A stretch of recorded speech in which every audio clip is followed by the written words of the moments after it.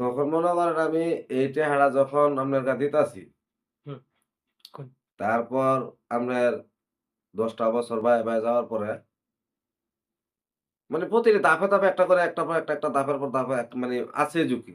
একটা মানুষ যখন একবার মাইর খায়, তখন কিন্তু একবারই মাইর খায় না। এটার পাশাপাশি অনেকটি মাইর খায়। এই মাইর দিয়ে আপনার একটার পর একটা আস্তে, আস্তে মনে করুন যখন মানুষ একবারে দেখা গেছে যে নদীর মুখামুখি কাছার কাছ গিয়া যখন দেখা গেছে আরেকটা কাইর দিলেই নদীর মাঝখানে পড়ে। আমার এরকম একটা সিস্টেম হয়ে গেছে। আমি এই থেকে ঋণ করে হেডার দেই, হেন থেকে ঋণ করে হেডার দেই, হুম, হেডার থেকে ঋণ করে ওটার দেই। মানে এইভাবে আমি বায়া দেখা গেছে যে আপনার দেখা গেছে। হুম। তখন দেখা গেছে একটা পরিশোধ করে আসছি কমপ্লিট ২ টা রইছে।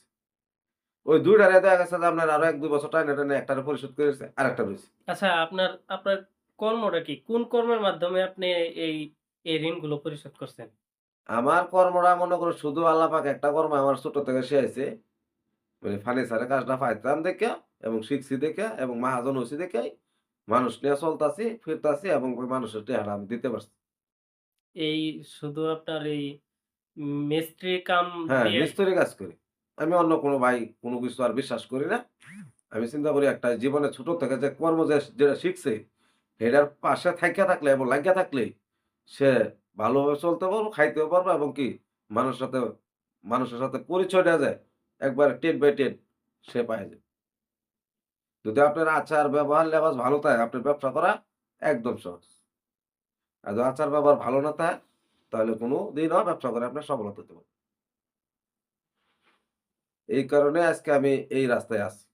আচ্ছা আপনার ভিউয়ার্সদের উদ্দেশ্যে কিছু বলেন। না এই জিনিসটা উপদেশমূলক কিছু বলেন ভিউয়ার্সদেরকে। আমি এই জিনিসটা যে আপনি অনেকেরই আপনি আপনি যেভাবে জীবনে ধরা খাইছেন, মাইর খাইছেন মানে আমার ভিউয়ার্সরা যেন মানে এরকম জীবনে ধরা এবং মাইর না খায়। না এরকম এটা কিছু ও উপদেশমূলক এটা করার উদ্দেশ্য এটাই।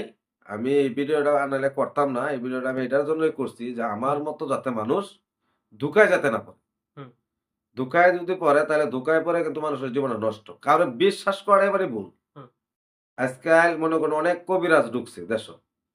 এরা কোরআন বিক্রি করে খাইতেছে। আল্লাহ পাক কিন্তু কোরআন বিক্রি করার জন্য দেয় নাই। না। এটা দিছে মানুষে সেবা করার জন্য এবং উপকার করার জন্য।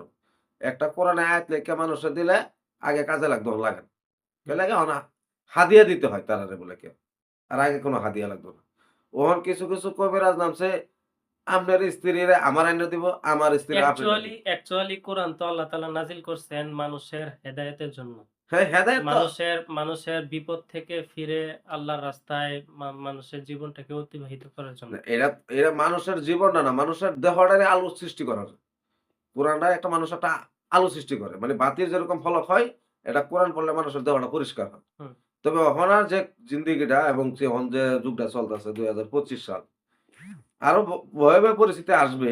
আপনি মাঝে, মাঝে দেখেন মোবাইলের ভিতরে টিপ দেয়া, যে মোবাইলের টিপ দেয়া ভালো কোনো কিছু পায় নাকি শুধু খালি ধোঁকাবাজের কোনো কিছুই পায়। এক মেয়ের উপরে মেয়ে যে আছে, মেয়ের আর পিছনে গুলোও তো একটা ধোঁকাবাজ। হুম, আবার দেখলেন কিছু, কিছু কবিরাজ নামছে, এরা ধোঁকা দেয়া মানুষকে বোকা বানায় ফেলতেছে। হুম, কিছু, কিছু বিভিন্ন কিছু নামছে, আপনার ওরার পিছনে ঘুরিয়া জীবনটা বরবাদ করে দিতেছে। হুম, তাইলে আপনার কার পিছনে ঘুরবেন? একটা কোম্পানি বিভিন্ন কোম্পানি নামছে, আপনি ১ম যেরকম রেজাল্ট ভালো পান, ঢোকার পর আরেকটা পান। হুম, একটা সঠিক, ১ম শুনতেছেন কান দিয়া, ঢোকার পরে আরেকটা বেসঠিক। তাইলে আপনার পৃথিবীটাই তো ধোঁকাবাজি চলতেছে। হুম, তাহলে কি নিজের কর্ম নিজের শিক্ষা নিজে কইরা খাওয়াটা কি ভালো না? হুম, মাসের হক টেহারা আমার মাইরা খাওয়ার কোনো দরকার নাই তো। হুম, আমি হালাল খাই, সঠিক কষ্ট করে কামাই করে শরীরের রক্ত পানি যদি করে খাওয়ান যায় তাহলে এটা আল্লাহ পাক মানে এই জিনিসটা আমাদের বরকতে বেশি দেয়। বেহালালটা থাকবে কয়দিন? আপনি ইদানিং দেখেন মাইমেসিং একটা কবিরাজ আছে। মাইমেসিং নেত্রকোনা, কিশোরগঞ্জ। নাম হইছে আপনার দেলোয়ার কবিরাজ। মানে মোবাইলের মধ্যে বিজ্ঞাপন দিছে। এই কবিরাজ, সেই কবিরাজ, সেই কবিরাজ। পাগলা মসজিদের লগে তার বাড়ি। তারে আমি ফোন দিলাম, ফোন দিয়ে আমি বললাম যে, "ভাই"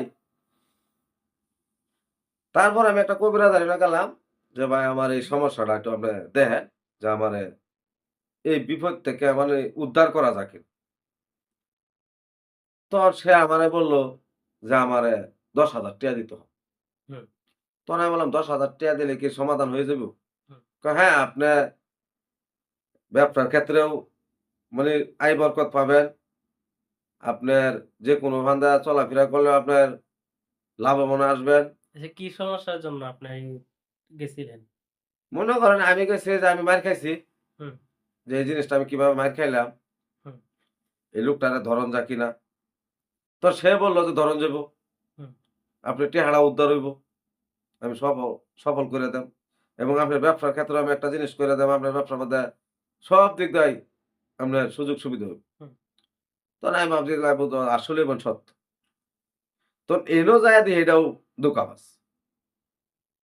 এটাও ধোঁকাবাজ। মানে আপনি কারে বিশ্বাস করবেন? সে কোরআন নিয়া চলতাছে, কোরআন নিয়ে কথা বলতাছে এবং বিভিন্ন কিছু দিয়ে আমরা বুঝাই। তখন আমি বিশ্বাস করছি যে আসলেই কোরআনই তো মানুষের ক্ষতি করতেছে আরেক দিক দিয়ে। একদিক দিয়ে মানুষ ভালো হইতেছে, আরেক দিকে কোরআন দিয়া মানুষের ক্ষতি করতেছে।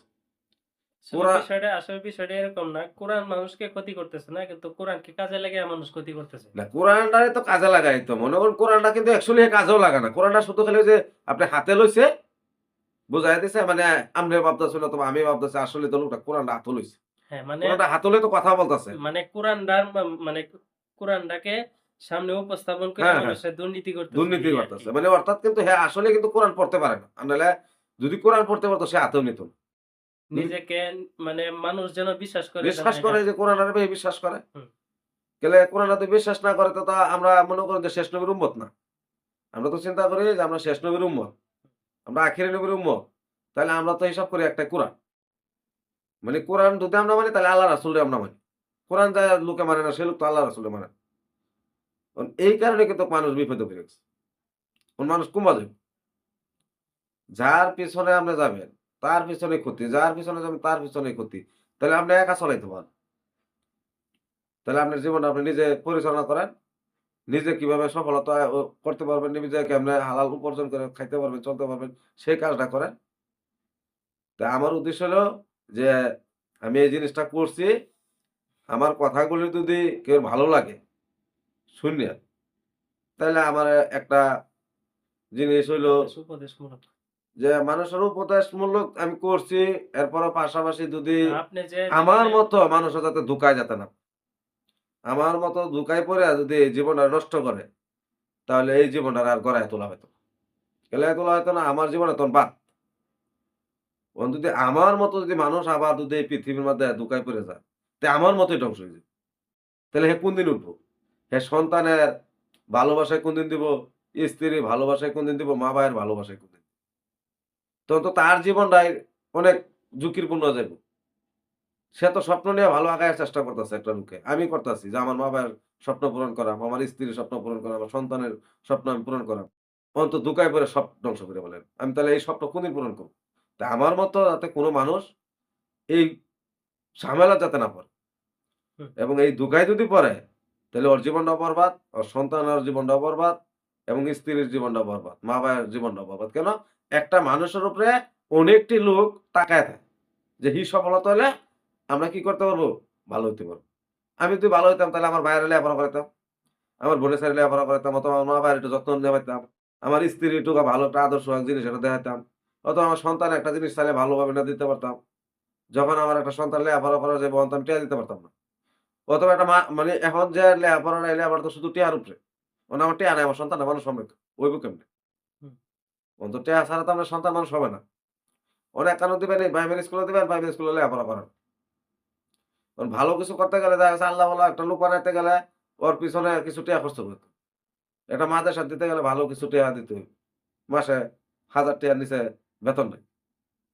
তাহলে ওই ছাড়া তো আমার আশা ছিল যে আমি পাইলে একটা হাফেজ বানাই, একটা মৌলানা বানাই, একটা মুফতি বানাই। সেটাও তো আমার হলো না। তাইলে মানুষের ধোঁকায় যাতে কেউ না পড়েন ভাই। তা আপনাদের এটাই আমি বলতাছি আপনারা সবাই সতর্ক থাকবেন এবং আমার এই কথাগুলি যদি আপনারা ভালো লাগে তে একটা শেয়ার করেন, এটা কপি লিঙ্ক করেন।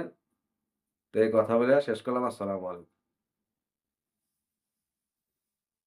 একটা লাইক, একটা কমেন্ট, ভিডিওটা শেয়ার করে মানুষের কাছে পৌঁছে দিন। একটা লাইক, একটা শেয়ার, একটা কমেন্ট এবং মানুষের কাছে এই জিনিসটা পৌঁছায় দিবেন। একটা লাইক, একটা কমেন্ট এবং একটা শেয়ার করে এই ভিডিওটি মানুষের কাছে পৌঁছিয়ে দিন। এটা শেয়ার করলেই তো মাসে কাজ। একটু গুছাইয়া বলা লাগবে তো। আরে আমরা তো নতুন মানুষ। এটা মোটামুটি কইলে উঠতাছে কিন্তু, হ্যাঁ, উঠতাছে। বুঝতেছে? তো কে লিখবো আর? একটু গুছাইয়া কই জিনিসটা। একটা লাইক, একটা শেয়ার, একটা একটা লাইক, একটা কমেন্ট, একটা শেয়ার। একটা লাইক, একটা কমেন্ট, একটা শেয়ার কইরা মানুষের কাছে পৌঁছায় দিন। ধন্যবাদ। সালামু আলাইকুম। ধন্যবাদ। ধন্যবাদ। আসসালামু আলাইকুম।